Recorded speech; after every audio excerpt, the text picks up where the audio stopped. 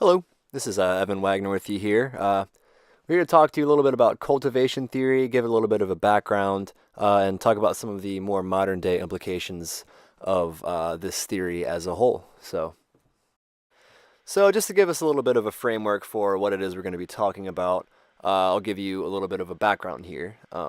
George Gerbner was the developer of this theory, and he was a professor of communication.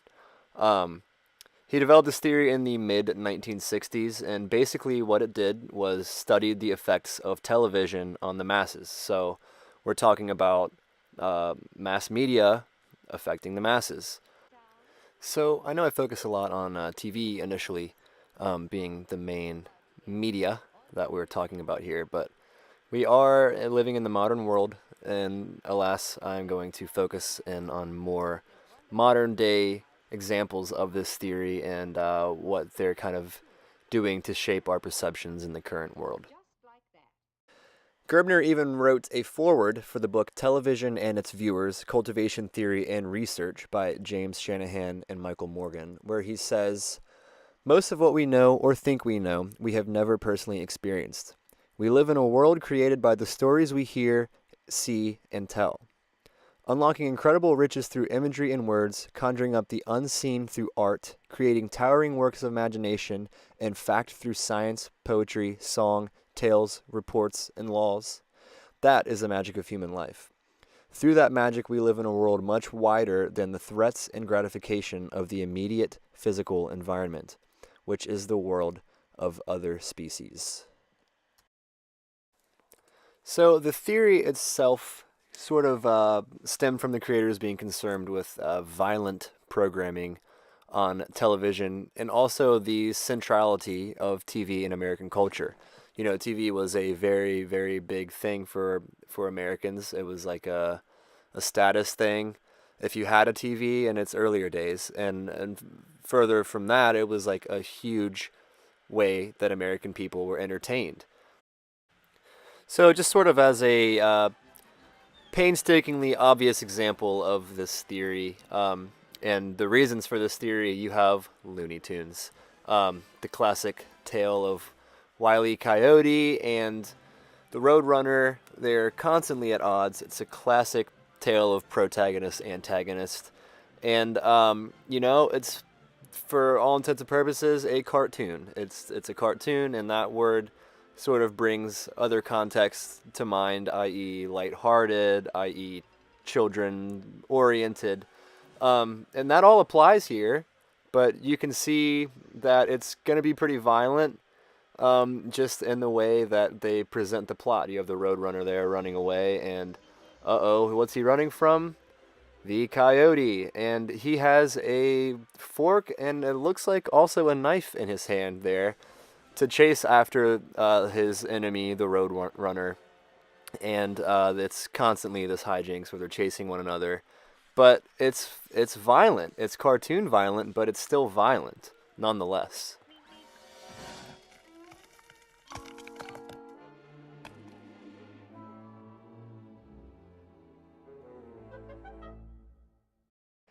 Gerbner's basic prediction was that heavy TV viewers would be more likely than light viewers to see the social world as resembling the world depicted on TV.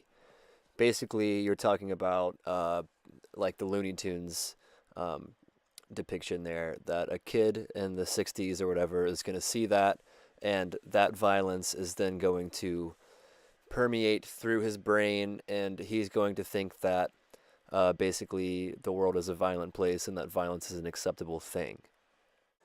So this was kind of a really poignant point for Gerbner because as he saw it, and I'm sure a lot of people today see it, violence is a very universally understood interaction in human nature. So, could very much be something that producers of TV shows have caught on, and as a result, we have a lot of violent TV programs. But nonetheless, that is sort of the way it turned out. So I said some more modern day examples that would encompass your social media. Social media being Facebook, Twitter, Instagram, Snapchat. The list goes on and on and on, as with the inception of the digital electronic age, we have a lot more avenues to turn down when it comes to social media. It's a very booming thing. But for my purposes, I'm going to focus more on Snapchat because it's kind of one of the newer ones. And it's something that, as I perceive it, the youth has really caught on more than anybody else. So, why not hone in on the youths, the beloved youth, and their susceptibility to being delivered various messages. Nonetheless, the intent of this project is to not hone in on violence in media. If that were the case, I would probably look at like video games or something of that nature, something that's like the scapegoat for a lot of the media-related issues, but rather to look at Snapchat and other forms of social media as sort of a vehicle for change and perception across cultures, more specifically in American culture, but I look at Snapchat as a very international thing, so we'll kind of look at it in that context as well. So before we can talk about the cultivation element of Snapchat, it's probably prudent to give a background of what Snapchat itself is. Snapchat is an application for Android and iOS, and I'm sure other operating platforms as well, but it is a mobile-based application where the user can send a picture to one of their Snapchat friends. The person that the picture got sent to then opens it, and then the picture goes away forever.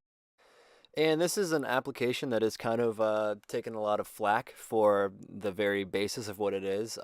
You heard me say it's a situation where you can take a picture and send it to somebody and it goes away forever. Users of this app have obviously gotten kind of creative and use it for less lighthearted means than I'm sure the creators, or maybe not, initially anticipated for the app's use. And this is something that has been sort of problematized by various entities. Simply because, like I said earlier, this is an app that caught on in the younger digital age generation. A lot of the times, parents and guardians don't like the idea of their children sending scantily clad photographs to various other people, and that's absolutely fair to say. And this is an issue that kind of calls into question the morality of our youth. Is our youth being cultivated to think that sending nudes is okay and harmless? And do they realize that it's not exactly legal for a minor to even send another minor a nude because it would be considered child pornography?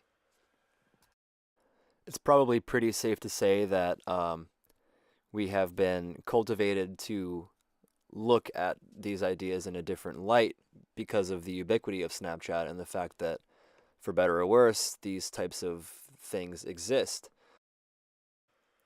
There's been a paradigm shift in what is acceptable to do and what not to do online or on your phone or with any of these apps that would not have been brought about had social media and, of course, Snapchat not been invented.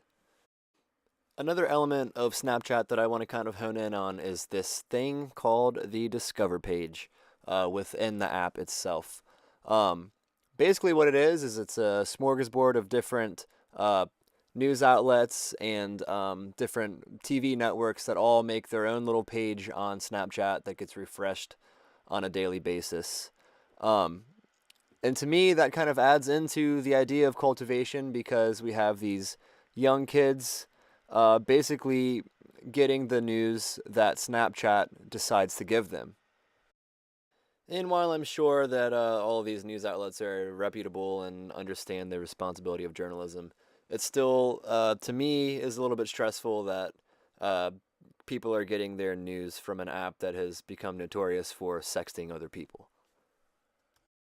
My main argument about this cultivation theory and other theories like it is that I worry that Gerbner kind of just bypassed the idea of human morality, like the idea that I can watch a violent cartoon as a kid and grow up to be a crazed maniac doesn't necessarily click in my mind. I feel as though people have basic inherent understandings of morality, and some people don't. However, in a more modern context, probably would say that cultivation theory holds up. Um, Before Snapchat, I think that the idea of sending nudes to another person was pretty unprecedented. Um, but now today, it happens all the time. And that's reason enough for me to attribute one thing to the other. So that has been my little explanation on cultivation theory, its implications on the modern world, and a little bit of a critique for you. I hope you enjoyed.